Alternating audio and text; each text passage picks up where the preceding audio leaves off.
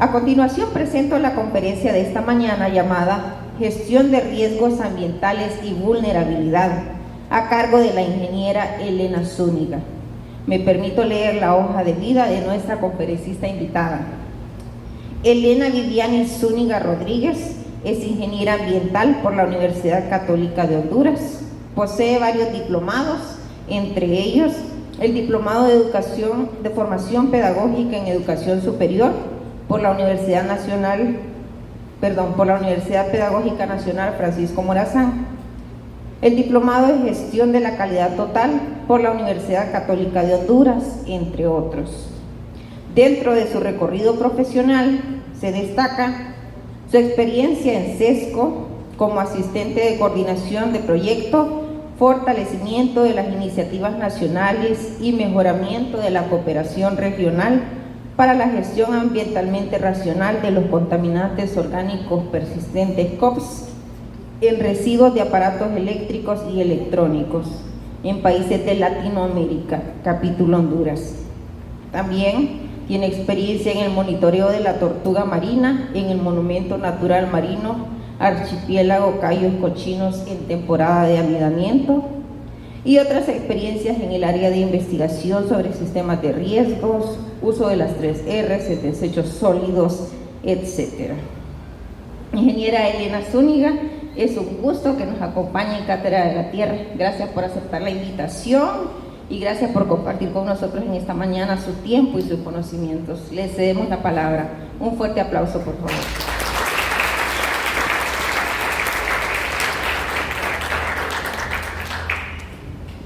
Muchas gracias, muy buenos días. Es realmente un verdadero placer el poder estar con todos ustedes hoy acá y poderles hablar un poco en términos generales de lo que es la gestión de riesgos y también lo que es la temática de la vulnerabilidad. Más ahora en estos tiempos que nosotros debemos de estar con un conocimiento, aunque sea general, de cómo podemos accionar cuando tenemos posibles riesgos, porque como lo van a ver a lo largo de la charla, todo lo que es en nuestra vida, ya sea educación, la sociedad, el ambiente, todo tiene una relación y la gestión de riesgos nos permite ver más allá de qué podemos hacer, cómo podemos actuar y qué respuestas debemos de tener. Porque ahorita, si ven, vamos en un ritmo acelerado y todo va cambiando muy rápido, muy rápido. Entonces nosotros tenemos que tener una respuesta rápida y a eso nos vamos a referir con gestión de riesgos.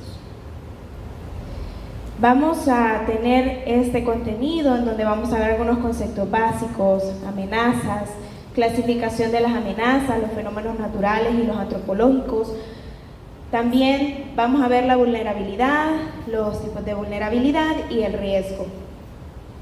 Para ir entrando un poco en materia, como ustedes pueden ver, dentro de los conceptos básicos está amenaza, vulnerabilidad y riesgo. No se les debe de olvidar nunca que estos tres conceptos siempre van a ir de la mano.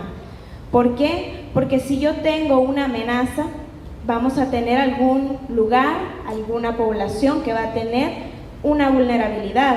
Y si tenemos estas dos juntas, siempre va a haber un riesgo. Y es lo que nosotros queremos tratar de evitar. Si bien es cierto, no podemos escapar de esto. Siempre en algún momento en nuestra vida, en el ambiente, siempre va a haber alguna posibilidad de riesgo o de vulnerabilidad. Pero es donde nosotros nos tenemos que caracterizar. ¿Qué vamos a hacer? La gestión de riesgo ve el futuro, ve más allá, ve posibilidades. Por ejemplo, en un proyecto, cuando se está viendo un proyecto de construcción, en la planificación del proyecto nosotros vemos las posibles amenazas, como por ejemplo, amenazas en la sociedad, amenazas físicas, amenazas en el ambiente. Unificamos todo eso y vemos si a donde está ubicado este proyecto es vulnerable. ¿Y qué puede ser un factor de vulnerabilidad? Si está en un lugar en donde pueden haber deslizamientos, donde pueden haber inundaciones, si hay una vulnerabilidad social, también eso nos afecta, entonces nosotros vemos eso. Y una vez que ya tenemos esas amenazas identificadas, tenemos esos grados de vulnerabilidad, nosotros vemos cuánto riesgo hay y qué tan factible es que se lleve a cabo ese proyecto. Entonces empezamos a gestionar, empezamos a ver las acciones que debemos de tomar. Ahora, para que vayamos viendo qué es amenaza y ir profundizando en cada uno de estos conceptos, ustedes pueden ver que es el peligro latente asociado con un fenómeno natural o provocado. Ahora, nunca deben de olvidar que toda acción que nosotros hagamos tiene una consecuencia. Como seres humanos, hemos ido viendo a lo largo de la historia que si nosotros hemos ido contaminando, el ambiente, por ende, va perdiendo su calidad, ¿sí? Un claro ejemplo, lo que vivimos este año en mayo. ¿Se acuerdan? La gran bruma que había. ¿Por qué? Porque había un fenómeno provocado por el hombre, los incendios. Eso representó una amenaza. ¿Una amenaza para qué? Para el ambiente, para la sociedad, para la salud, para la economía. Una sola acción tuvo todo esto. ¿Y qué riesgos podía yo haber tenido o qué riesgos pude haber evitado? Entonces, la amenaza me permite a mí ir viendo esos diferentes panoramas. ¿Para qué? Porque el hombre afecta a las personas, los bienes y el ambiente en un lugar específico, en un tiempo determinado. Esto nos afectó en un tiempo determinado. Vinieron las lluvias y empezó a cesar esa bruma, pero los efectos a la salud se quedaron. Entonces esa amenaza nos perjudicó totalmente. Pero también las amenazas nos dan pautas. En algún punto nos dan pautas. ¿Por qué? Las amenazas nos permiten a nosotros ir viendo, también a lo largo de la historia, qué amenazas hemos tenido nosotros como país, naturalmente hablando. Huracanes, deslizamientos, ¿verdad que sí? Lo vimos. Y uno de los hechos más importantes que tuvimos fue el huracán Mitch. Mucha gente se murió en ese huracán por las inundaciones, los deslizamientos, y eso representó una amenaza. Pero esa amenaza puso las pautas para gestionar los posibles riesgos en la actualidad. Ahora ya vemos que hay respuestas, que hay alertas tempranas que nos permiten tener acciones para poder evitar que haya más pérdidas de vida, más pérdidas de infraestructura e ir ayudando a la economía, a la sociedad en la que se encuentre, ayudar a las poblaciones vulnerables. Ahora, ¿cómo vamos a clasificar estas amenazas? Como amenazas naturales, podemos clasificarlas atmosféricas, hidrológicas, tropológicos o telúricos y tectónicos. Dentro de las atmosféricas tenemos las tormentas tropicales, tenemos los tornados, el granizo. Aquí en Honduras no tenemos tornados, pero sí tenemos las tormentas tropicales, esas ondas frías, esas ondas de calor que vemos que en algunos departamentos nos afectan, o incendios. Dentro de los hidrológicos, las inundaciones, las sequías, la sedimentación. Los tropológicos, las avalanchas, los derrumbes, los deslizamientos. ¿Han escuchado ustedes en las noticias que hay carreteras que apenas empieza a llover, se vienen abajo? Entonces, eso también a nosotros nos permite ir viendo cómo vamos a ir gestionando este riesgo y ver las posibilidades de que población sea vulnerable. Una vez que tenemos identificadas esas amenazas, dentro de los telúricos están los terremotos, las fallas y los tsunamis. Así como hay clasificación de amenazas naturales, también hay antropogénicas, o las que son hechas por el hombre. Como ven, los accidentes, las guerras, las acciones subversivas, epidemias, contaminación de fuentes. Entonces, ahí vemos que ya entra el terrorismo, las guerrillas, el vandalismo, las fallas en las construcciones, las explosiones, las tecnologías.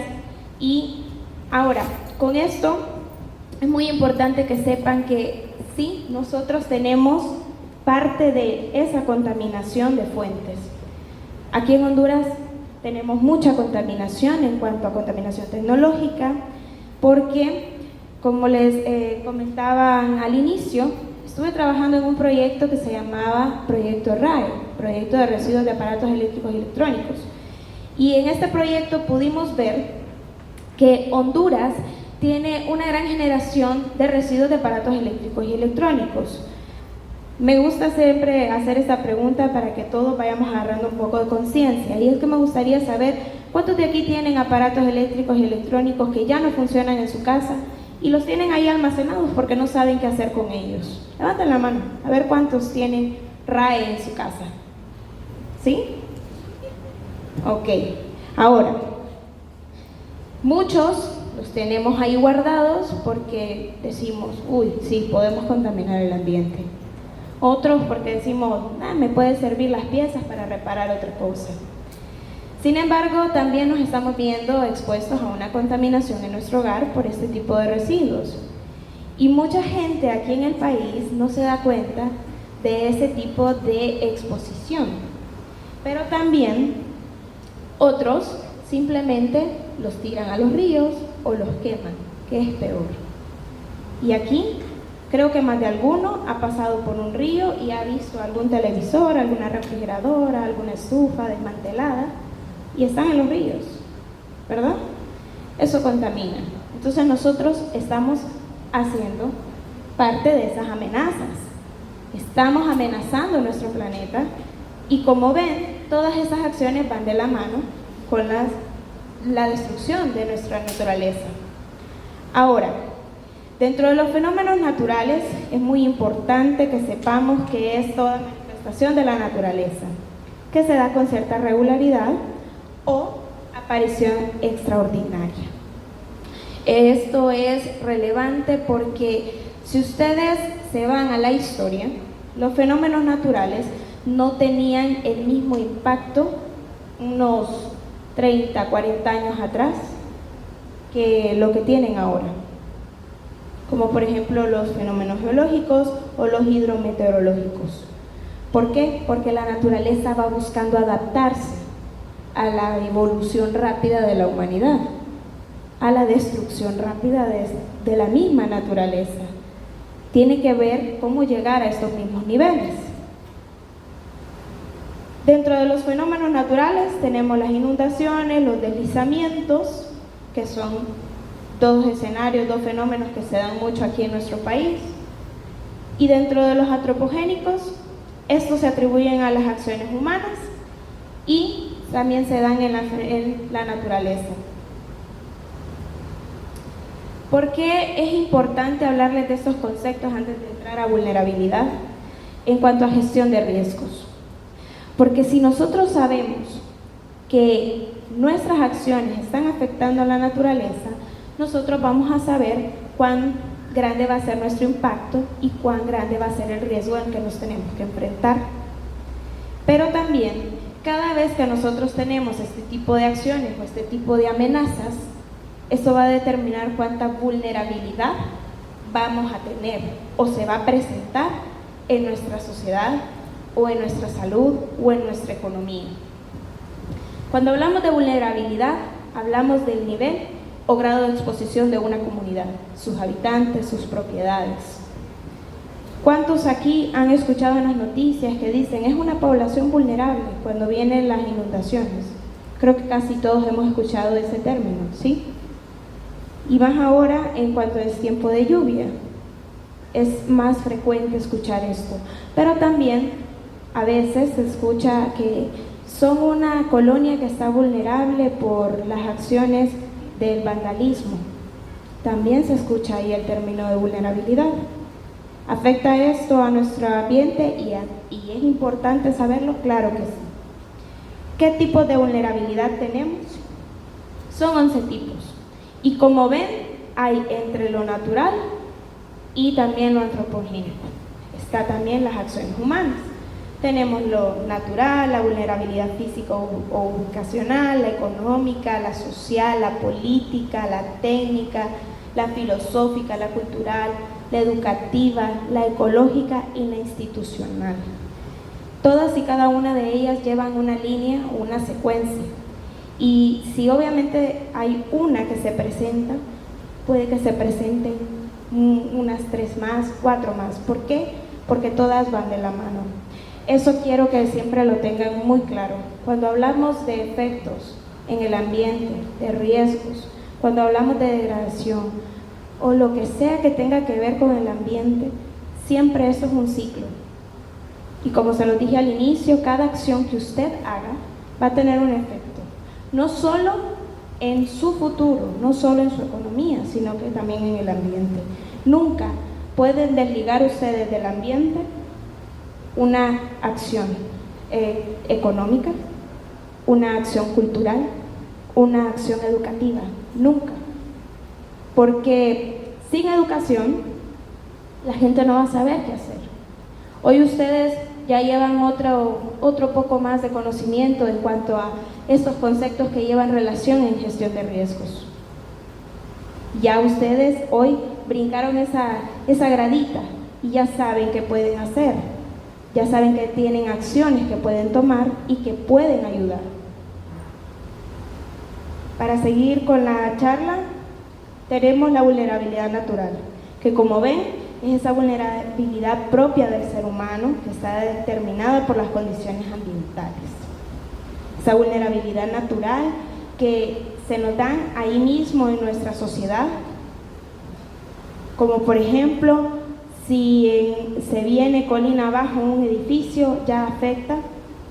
¿Pero por qué? Porque se vino por un deslizamiento, por algo natural, por una inundación, por un temblor, ya se vino abajo y nos afecta a los humanos. En la física, como ven, es algo de localización. Si estamos cerca de un río, si nuestra casa está cerca de un río, ahora, no sé si ustedes vieron la noticia, por ejemplo, del City Mall, que se inundó todo el parqueo, el subterráneo. ¿Por qué? Porque está dentro de una vulnerabilidad física, porque está sobre una quebrada.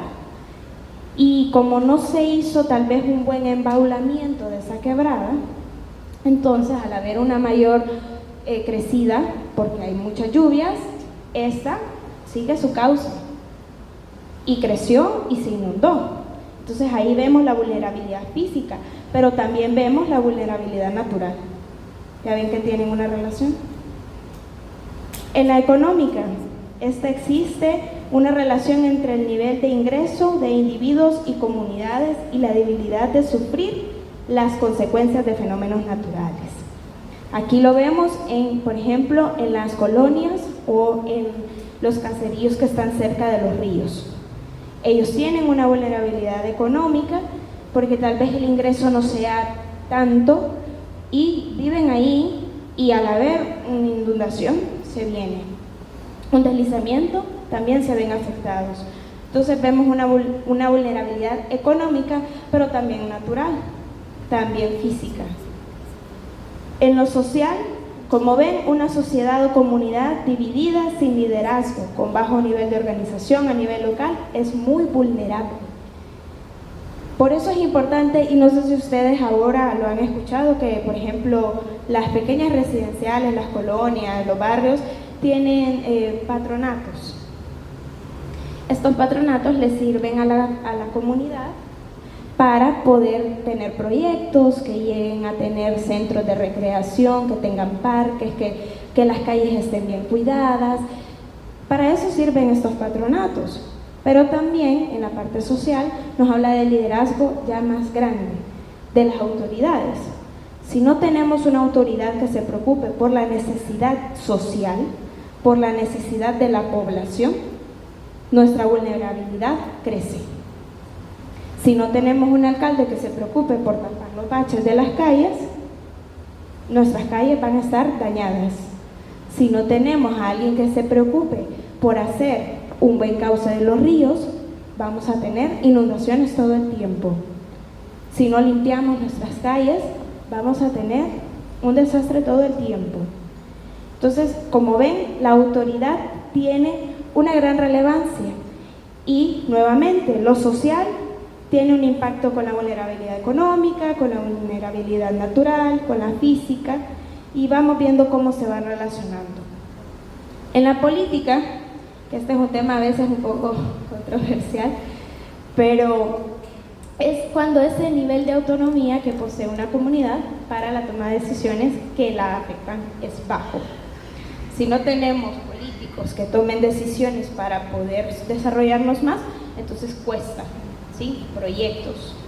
Entonces, ahí ustedes ven que en cuanto a la política, es un poco la vulnerabilidad es bien presentada, pero la vulnerabilidad política también se da si la población no ayuda a esto, si la población no forma parte de estas decisiones. Entonces, es una vulnerabilidad muy importante que debemos de tener siempre en mente.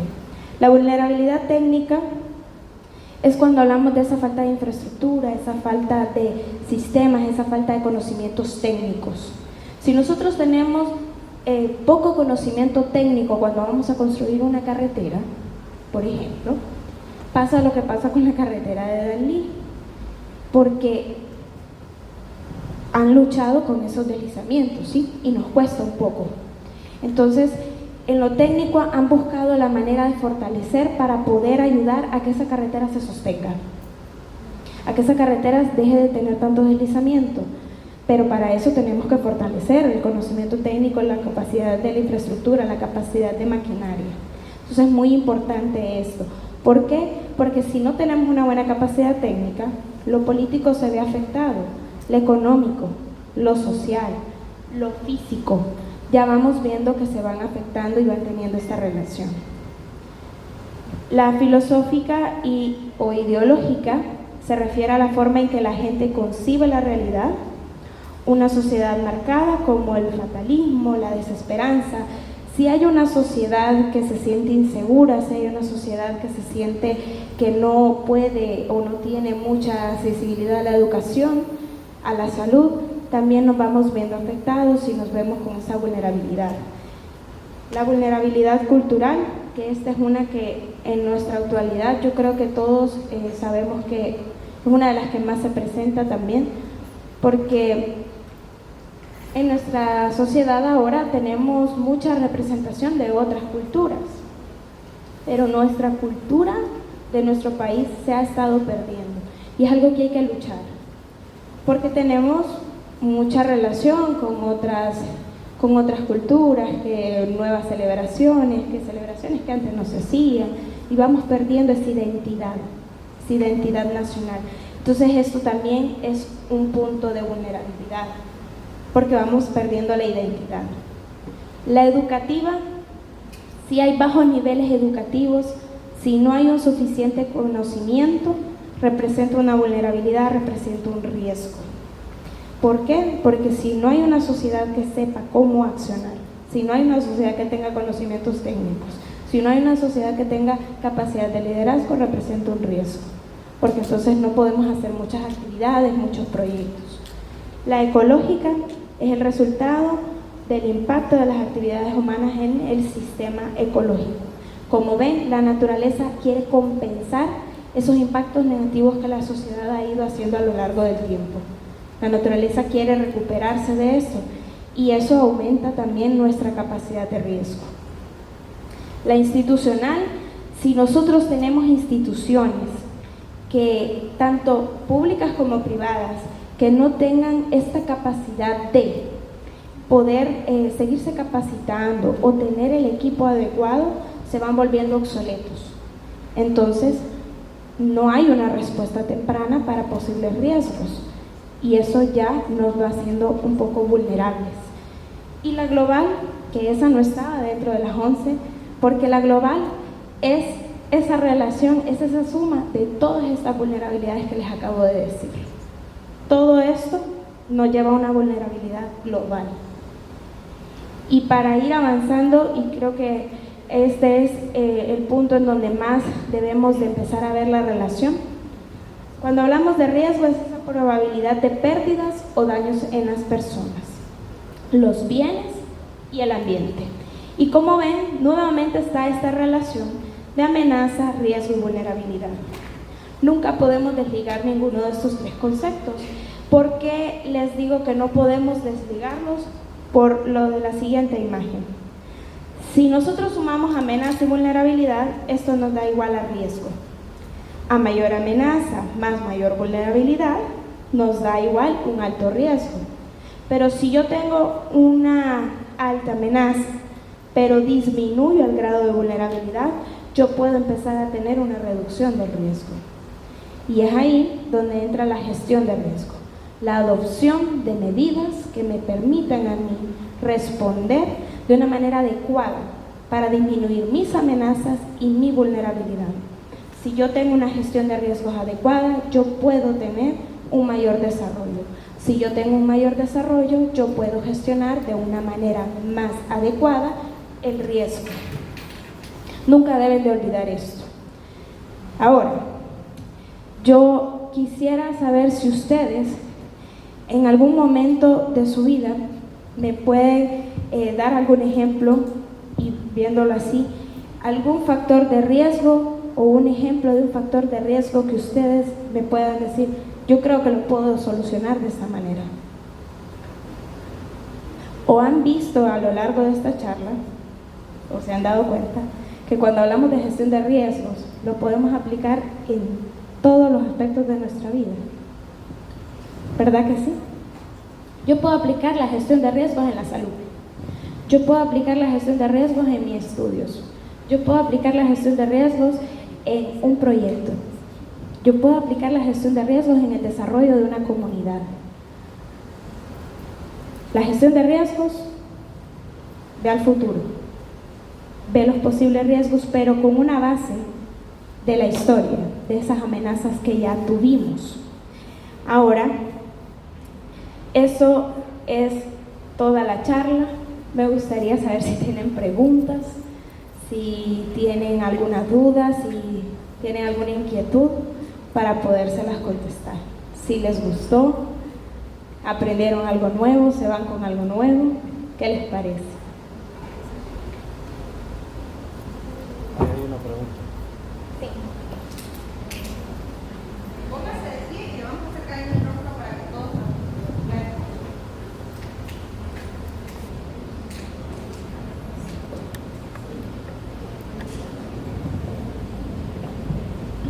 Muy buen día, doctora. Muchísimas gracias por estar aquí, por compartir su conocimiento con cada uno de nosotros. Bien, cuando usted estaba mencionando todo esto, solamente me remonté a la Biblia, para los que han leído la Biblia. Ya, no por ser un religioso, X o Y persona lo puede hacer. Bien, allí se mencionaba la historia de José, cuando el pueblo estaba viviendo momentos difíciles. Es allí cuando se nos dio a conocer la situación, qué debía hacer el pueblo, qué debía hacer el pueblo y qué debía hacer José. Ahí se menciona, el asunto era almacenaje de alimentos. Vean desde cuándo viene este asunto. No es algo nuevo, no fue algo nuevo en el Mitch o el huracán Fifi u otros. Hemos aprendido al día de hoy. ¿Y desde cuándo se nos está recordando?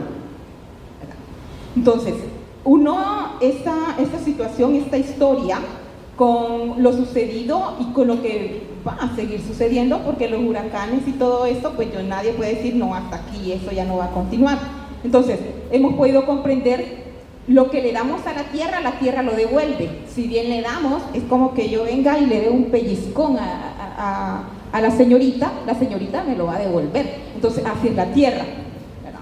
Entonces, sí, me llama la atención esta parte y quiero saber, para usted y para todos aquí, cuán importante es que en Honduras, siendo un país subdesarrollado, podamos comprender la importancia también del simulacro. El simulacro en estas situaciones, el simulacro en las escuelas, en los colegios, en las empresas, simulacro para un huracán, simulacro para un terremoto. Ay, no, si aquí no hay terremoto, no, jamás va a pasar. Entonces, es como que nos estemos abocando a la historia de Noé, ¿verdad? Entonces, ¿cuán importante es esto para poner en práctica dentro de las instituciones educativas y en todo lugar, porque no lo hacemos. No lo hacemos. Y entonces es allí cuando los niños, yo digo, ¿y si un día ocurriese un terremoto? ¿Y los niños qué pueden hacer? ¿Qué van a hacer? Los niños van a agarrar de un lado a otro porque no van a saber qué hacer. En los países desarrollados sí lo hacen, pero ¿qué se podría hacer para que toda Honduras pueda entender esto y que las empresas puedan comprender la importancia del simulacro, aunque no hayan sucedido estas cosas? ¿Cuán importante es para usted, doctora? Y cuán importante es para nosotros. Muchísimas gracias por estar aquí.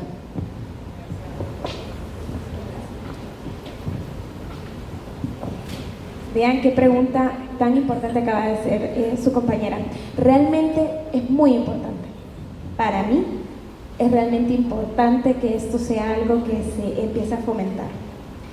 Hablar de educación ambiental, hablar de gestión de riesgos, hablar de todo lo que tenga que ver relación con el ambiente y respuestas tempranas, no es nada nuevo aquí en el país. Sin embargo, no se le ha dado la relevancia que debería de dársele. Pero es muy importante que las instituciones educativas, las empresas, toda la población en general supiera cómo hacer respuestas tempranas ante una situación de riesgo, en este caso un terremoto o las inundaciones. ¿Por qué? Porque así podemos evitar pérdidas económicas, así podemos evitar pérdidas humanas y podemos empezar a ver cómo vamos a responder una vez que ésta se presente.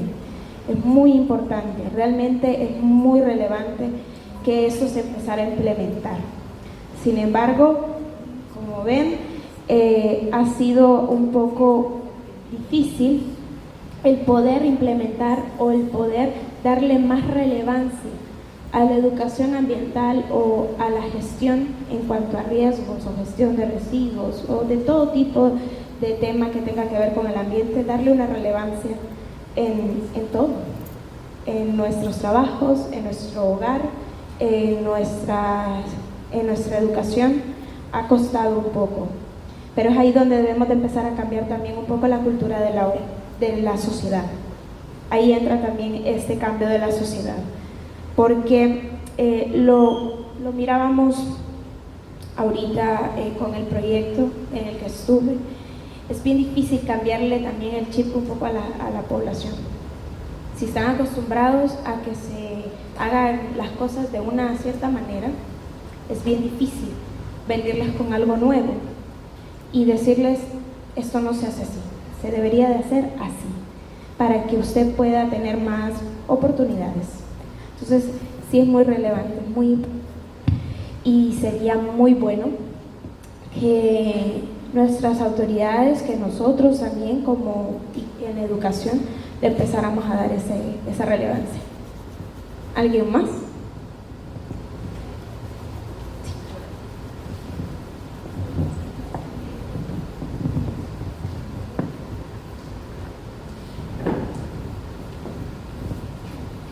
Buenos días a todos. Mi pregunta es si llevan algún control o algún manejo sobre todas las amenazas que han habido durante el país y si al tener alguna estadística sobre cada uno, tienen algún proyecto a futuro para poder minimizarlo o poder tomarlo con un mejor control.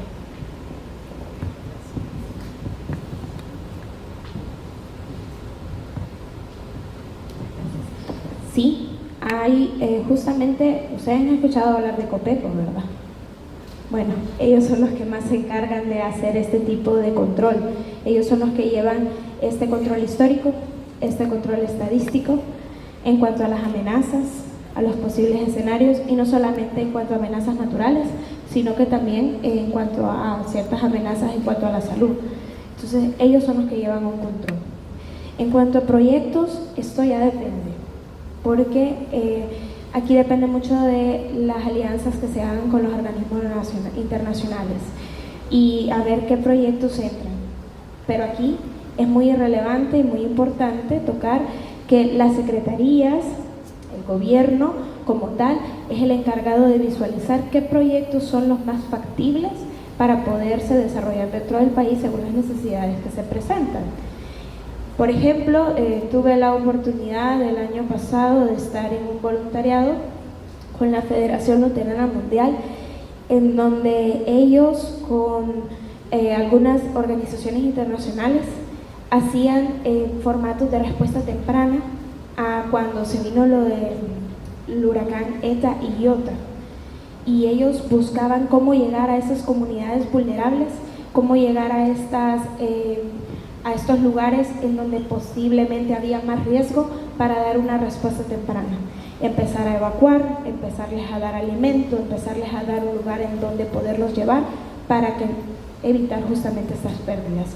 Y como ven, hay organizaciones, no solamente públicas, sino que también privadas, que se hacen cargo de este tipo de proyectos. Pero esto depende también de cómo lo planteen. Cuando un proyecto entra al país, es porque tal vez sus objetivos y sus pilares van de acuerdo a las necesidades que el país está teniendo en este momento, a las necesidades que van viendo las autoridades competentes que pueden llegar a suplirse con este proyecto que entra. Entonces ahí ya depende más que todo de las secretarías, del gobierno, de ver qué proyectos pueden entrar y qué proyectos no. ¿Alguien más?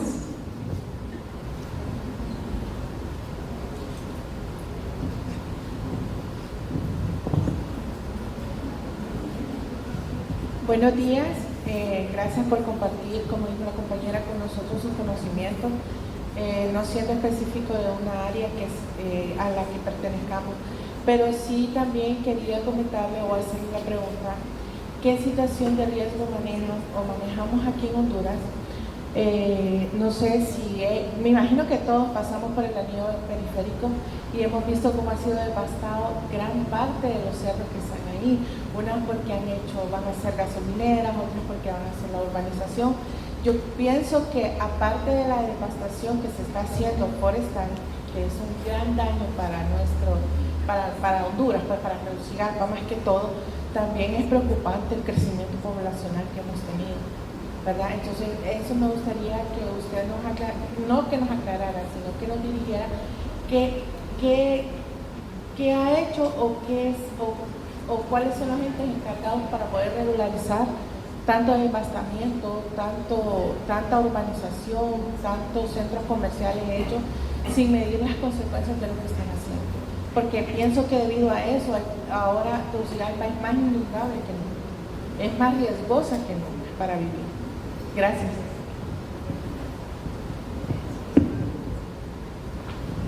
Miren qué pregunta tan importante también esta que acaba de hacer ella. Y esto quiero que se lo graben siempre. Es muy importante que saber qué autoridades son las competentes para regular todo esto que ella acaba de mencionar.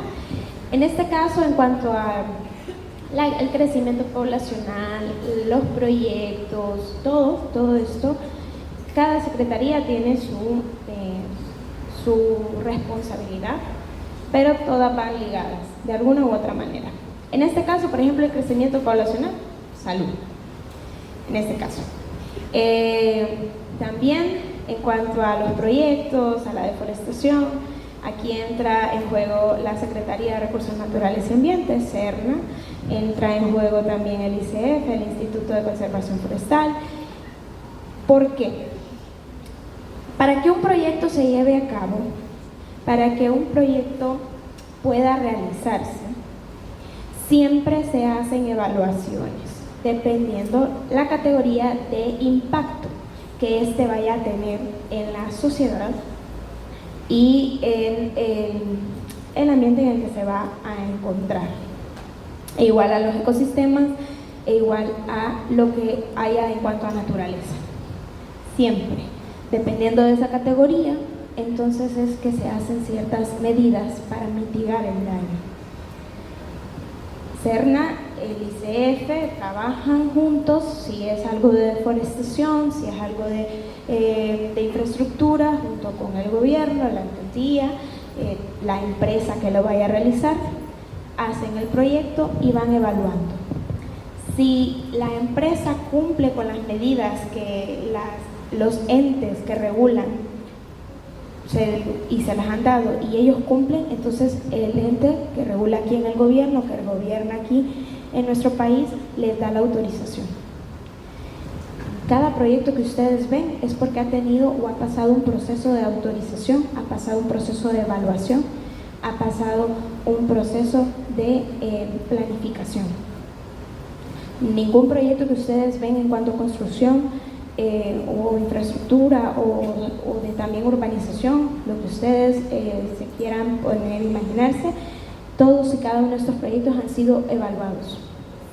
Y han sido evaluados en cuanto a todos estos aspectos que les mencionaba anteriormente, económico, social, cultural, todos y cada uno de estos han sido evaluados. Pero estas son algunas de las secretarías o autoridades que deberían de hacerse cargo. ¿Qué pasa en cuanto a la deforestación? Nosotros, como en el caso de la capital, nosotros tenemos un pulmón, que es la Tigra, ¿sí? Un pulmón. Lo que pasa es que ahí ya son acciones que realmente sí cuesta un poco controlar. Sin embargo, ya sabemos que hay una temporada del año en que se dan estos incendios. Pero hay incendios que sí son controlados, hay incendios que sí son permitidos, hay otros que, como ven, se salen de control y sucede lo que sucedió ahorita en mayo, que lastimosamente nos afectó mucho. Pero hay autoridades también que se encargan de proteger esto, de proteger nuestros ecosistemas, en este caso la Secretaría de Recursos Naturales y Ambiente, SERNA. Este es el ente que regula, este es el ente que protege y que vela por la seguridad ambiental en nuestro país. Pero no solamente es responsabilidad de ellos, también es responsabilidad de muchas secretarías más y también nuestra como población. Pero sí, para responder su pregunta, sí hay autoridades, estas son más que todo para lo que usted me preguntó, pero es muy importante que sepamos que sí tenemos que también combatir un poco con las acciones de algunos seres humanos que tal vez no valoran de la misma manera nuestros recursos naturales como otros lo podemos llegar a valorar. No todos le damos la importancia a estas temáticas como a otras, porque es bien difícil, a veces se nos daban los casos a nosotros cuando estábamos en las charlas de los proyectos, y era muy poquita la gente cuando dicen, es que es por el ambiente. También hay que jugar un poco con eso, entonces es un poco complicado, ¿no? En cuanto a esto, el interés. Hay que también fomentar esto, bastante el interés de la población. ¿Alguien más?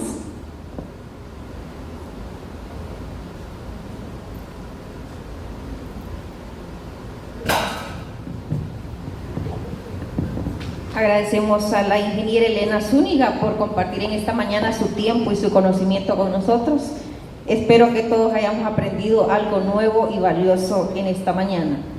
Ha sido un honor nuevamente, ingeniera, tenerla con nosotros en Cátedra de la Tierra, y en nombre de este proyecto educativo y del Departamento de Ciencias Naturales se le hace entrega de un diploma de reconocimiento por su participación en esta jornada.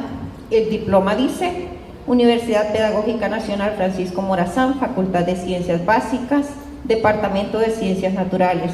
Otorga el presente diploma de reconocimiento a ingeniera Elena Viviani Zúñiga por su valiosa participación en el desarrollo de la conferencia Gestión de Riesgos Ambientales y Vulnerabilidad, realizado en el marco del programa educativo Cátedra de la Tierra Dr. Gonzalo Cruz Calderón, extendido en la ciudad de Tegucigalpa a los 15 días del mes de octubre del 2024, firmado y sellado por la decana de la Facultad de Ciencias Básicas de la UPN-FM, Magíster Alba Rosa González, y por la Magíster Zoila Maribel Moncada, jefe de Departamento de Ciencias Naturales.